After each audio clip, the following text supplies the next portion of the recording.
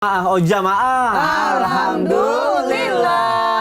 Alhamdulillah kita masih di Islam itu indah. Ya. Temanya juga masih sama, rahasia Rasulullah meredam emosi wanita. Bintang tamunya juga masih sama, ada Haikal. Sesuai dengan tema kita ini, aku harus nanya lagi nih biar aku juga makin paham, jamaah juga makin paham gitu cara mengendalikan emosi ala Rasulullah gitu Ya. kan. Nah, Ustazah Lulung aku mau nanya nih.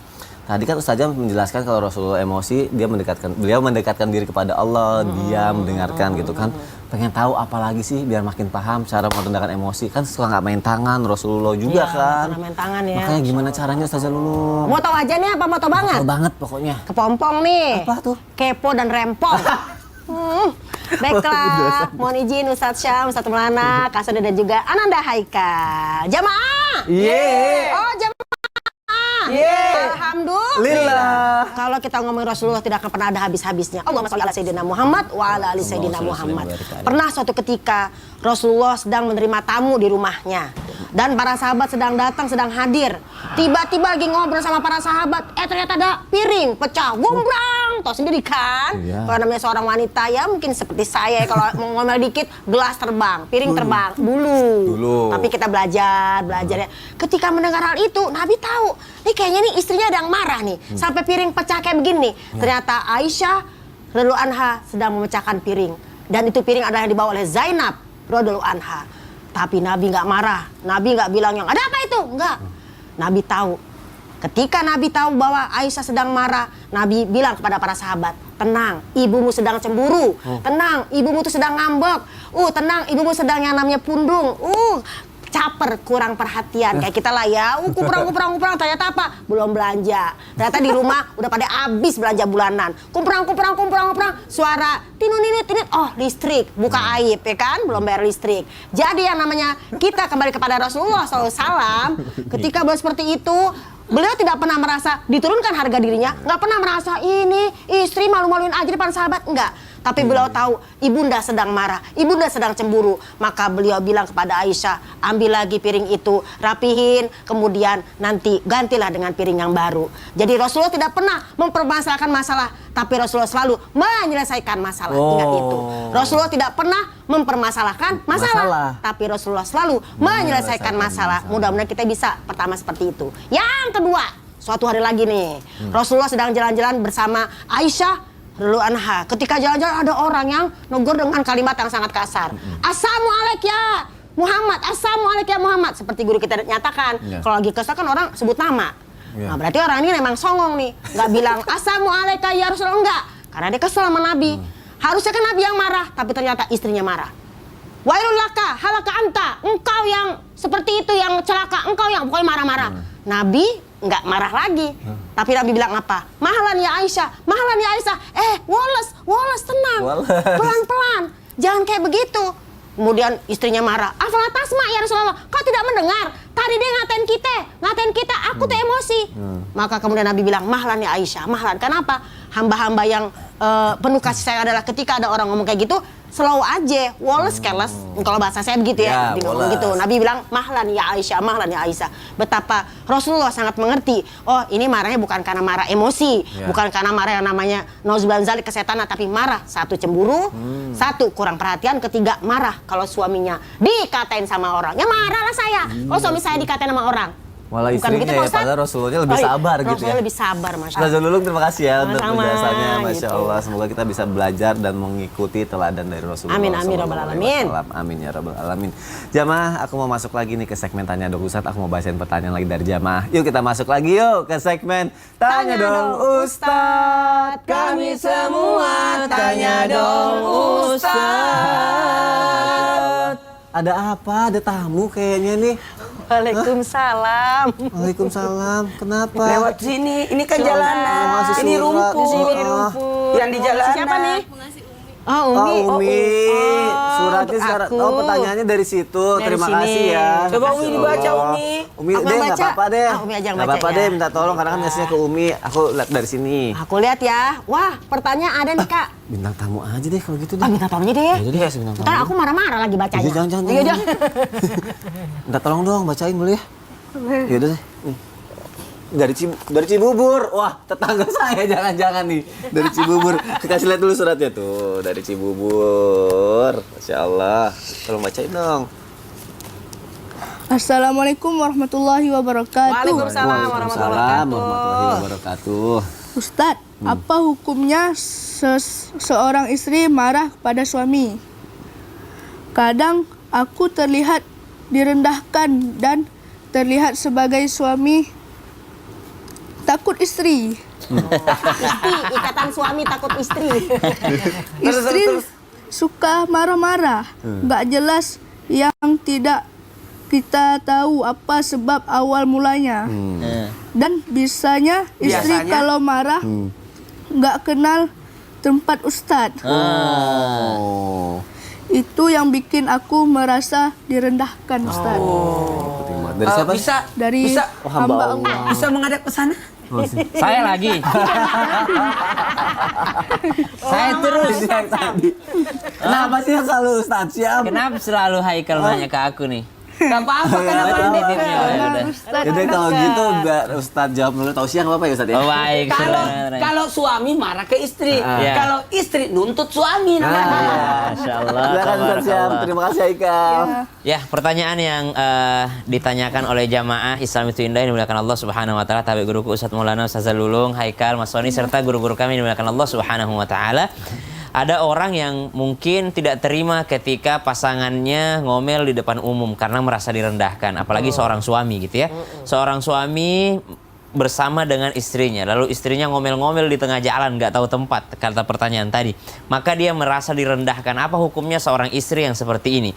Maka istri yang memperlakukan suaminya dengan menjatuhkan harga diri suaminya tentu saja tidak bagus di mata Allah Subhanahu wa taala. Kenapa? Karena menjatuhkan harkat martabat daripada suami. Itu yang pertama. Yang kedua, merugikan dirinya sendiri. Tidak ada satupun yang akan respect melihat seorang istri mengomeli suaminya. Tidak ada satupun. Jangan pikir karena Anda perempuan lalu akan dibela oleh perempuan lainnya. Tidak. Pasti ada yang mengatakan, ih dia ngomelin suaminya nggak takut neraka apa? Dasar istri durhaka. Begitu pandangan orang kepada Anda ketika Anda mengomeli suami di depan umum. Jangan pikir akan dibela. Dibela itu pas lagi ngobrol sama Anda aja, subhanallah. Tapi pandangan orang lain terhadap seorang wanita yang mengomeli suaminya di tempat umum pasti mengatakan dia pasti istri yang tidak dididik agama, tidak pernah pengajian pasti istrinya itu, tidak takut neraka istrinya itu, masa suaminya dikasih begitu, subhanallah. Maka pasti merugikan dirinya sendiri. Yang ketiga, ketika berada di tempat yang umum, maka berkata ulama kita, kalau engkau tidak mau disuudzonin sama orang, jangan engkau menempatkan dirimu di tempat orang pasti akan suudzon. Jadi kalau dia menempatkan dirinya di tempat sesuatu yang orang pasti suudzon, jangan salahkan orang lain ketika orang lain suudzon kepadanya. Maka subhanallah, seorang istri yang memarahi suaminya atau ngomel di hadapan suaminya di tempat umum, ini adalah sesuatu akhlak yang sangat buruk. Meskipun sudah dicontohkan tadi, ternyata ada kejadian yang sama pada saat Ibunda Aisyah memecahkan piring, sehingga Nabi Muhammad SAW memberitahukan segera klarifikasi terhadap para sahabat yang hadir bahwasanya ibu kalian sedang cemburu. Tapi tidak semua laki-laki sekuat atau sesabar baginda Nabi Muhammad SAW. Apa jadinya jikalau suami ibu yang tadi yang bertanya ini tidak tahan lagi? Ini saya lihat masih sabar nih, karena masih kirim surat ke Islam itu indah. Masih kirim surat ke Islam itu indah. Apalah jadinya kalau ia adalah seorang yang kurang atau tidak bisa lagi menahannya, sekali bilang talak, ibu mau jadi apa? Belum tentu ibu jadi janda langsung lebih baik hidupnya, belum tentu. Jangan pikirkan banyak perempuan sekarang, wah perempuan ini apa namanya wanita apa kesetaraan gender ini, saya tanpa kamu saya bisa. Jangan pikir kamu lagi, waduh dia rendahkan suaminya, padahal suaminya lebih bebas kalau sendiri. Jangan pikir menjadi seorang perempuan ketika single akan hidupnya bahagia. Wow, belum tentu. Jangan sampai pada saat berpisah nanti ketika Anda ngomel tiba-tiba suami Anda tidak tahan lagi mengatakan, ya udah kalau gitu saya talak kau 3. Subhanallah. Maka siapa yang dirugikan? Jangan kira suami yang dirugikan. Yang dirugikan adalah seorang istri. Maka kita berlindung daripada hal-hal demikian. Wallahu ta'ala alam. Terima kasih Ustaz Syah Sama-sama. penjelasannya, dan semoga terjawab ya jamaah ada di rumah ya. Haikal makasih udah dibacain tadi ya. Masya Allah. Aku sih dari tadi tuh kepikiran gini loh. Ustadz Maulana kan bicara mengenai kode-kode istri lagi marah. Istrinya Ustadz Maulana kalau lagi marah manggil Ustadz Maulana dengan nama lengkap. Ustadz Nur Maulana berarti lagi marah. Ternyata istri aku baru paham kalau lagi marah dia punya kode. Apa tuh? Awalnya dia cuma ngeliatin aku doang kan, dia liatin gitu. Terus aku ngerasa oh dia ngeliatin ya deh. Dia ngeliatin semakin dalam, terus dia nunjuk aku. Dia nunjuk terus dia gini. Gitu. Aduh. Kode apaan itu? Berarti dia lagi marah. Itu aku paham itu sekarang. Kode. Serem. Makanya aku jadi pengen tahu. Rasulullah dulu sama istrinya pakai kode juga nggak sih? Pakai kode lah. Oh, pakai kode. Terus cara menangkap kode dari istri gimana? Mau tahu? Mau tahu. Baik. Mohon penjelasannya, Ustaz. Izin Bunda dan Ustaz Syam dan Aikal dan semuanya, termasuk Mas Sony yang luar biasa membawa acara ini jadi ceria ya. Padahal ini tegang banget ini. Cara Rasulullah memahami kode-kode yang berasal dari istri beliau, pahamilah Rasulullah itu luar biasa menyikapi, karena mohon izin langsung saya sampaikan bahwa Nabi menikahi wanita lebih tua dikala beliau masih muda, dan Nabi menikahi wanita muda dikala beliau sudah tua. Jadi maksudnya apa di sini? Dari sini kita bisa dapat pembelajaran, karena istri bisa dapat pemahaman tentang pengalaman hidup dari sosok Siti Khadijah yang sudah berpengalaman.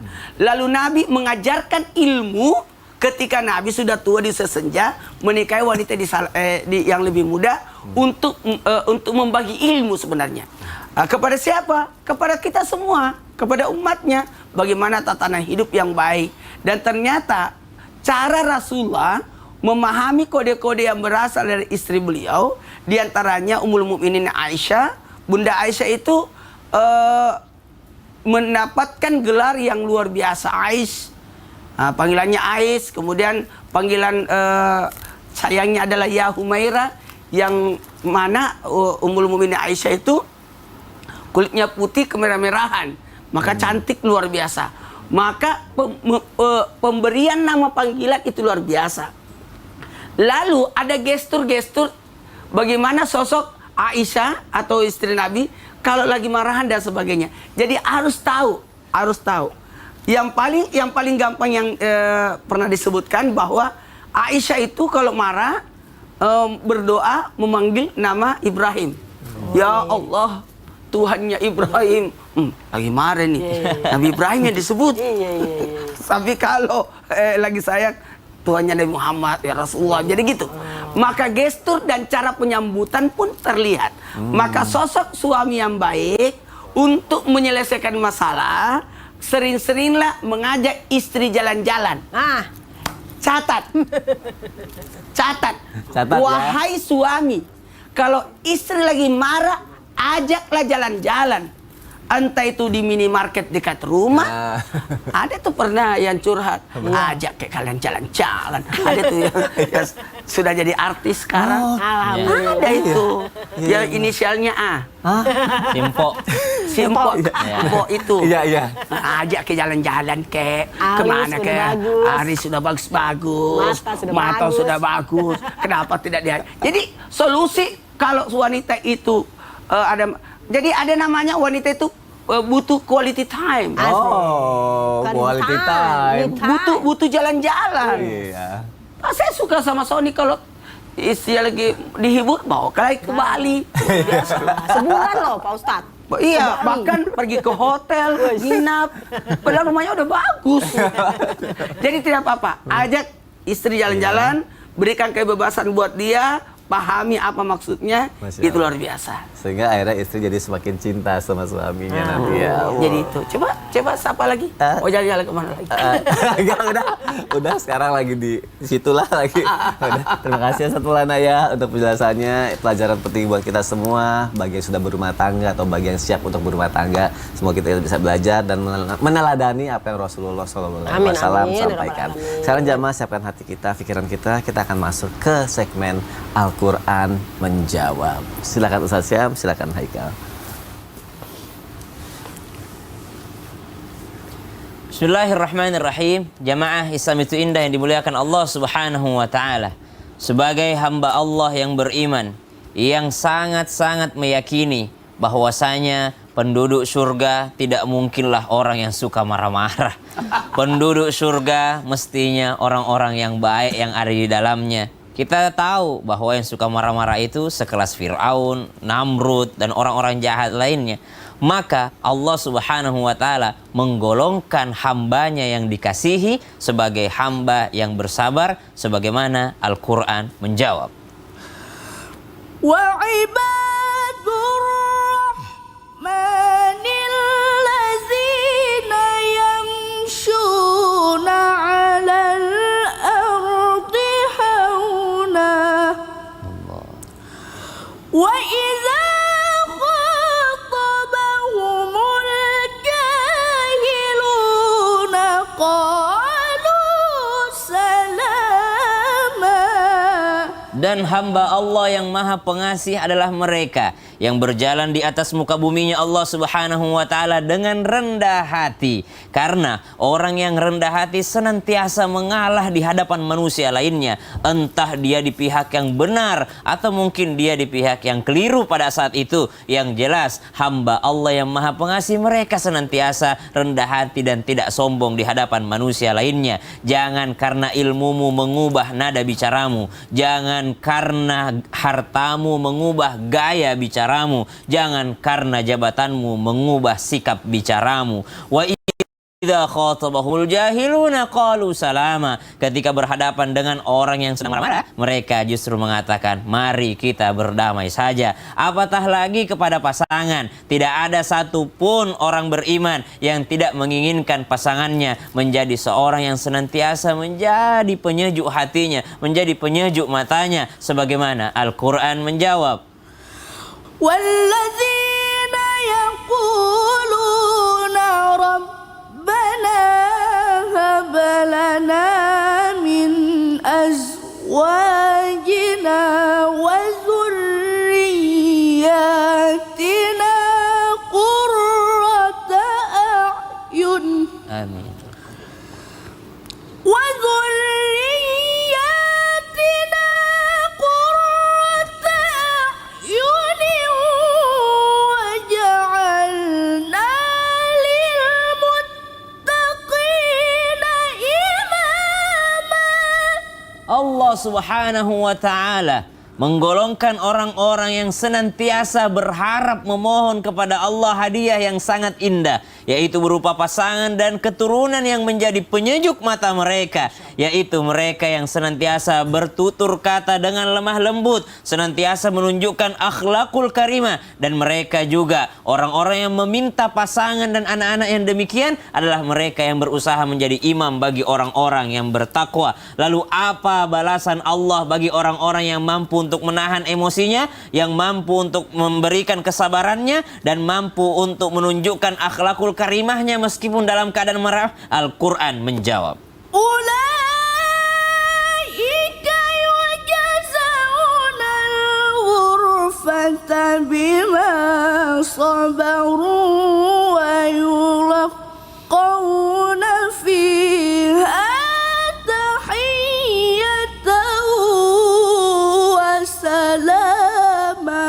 Mereka itulah orang-orang yang akan diberikan balasan surga berupa al-ghurfah, istana yang sangat megah di surganya Allah Subhanahu wa Ta'ala. Karena apanya? Bukan karena sholatnya, bukan karena puasanya, bukan karena zakatnya, bukan karena haji dan umrohnya, tapi ternyata bima sabaru, karena kesabaran mereka. Karena tentu saja seluruh ibadah yang kita lakukan mesti dengan kesabaran, tidak bisa dengan emosi. Wa yulaqqawna fiha tahiyyatan wa salama khalidina fiha hasunat mustaqarra wa muqama.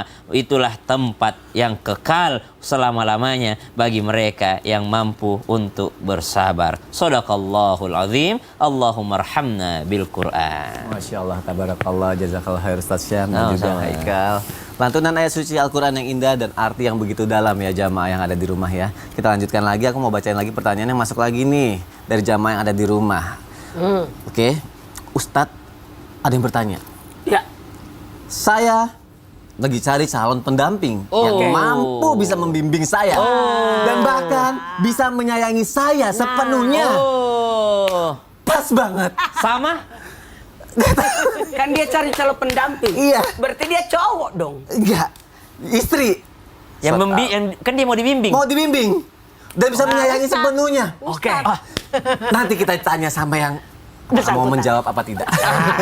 Tetapi Islam itu indah. Jamaah, Alhamdulillah. Subhanallah.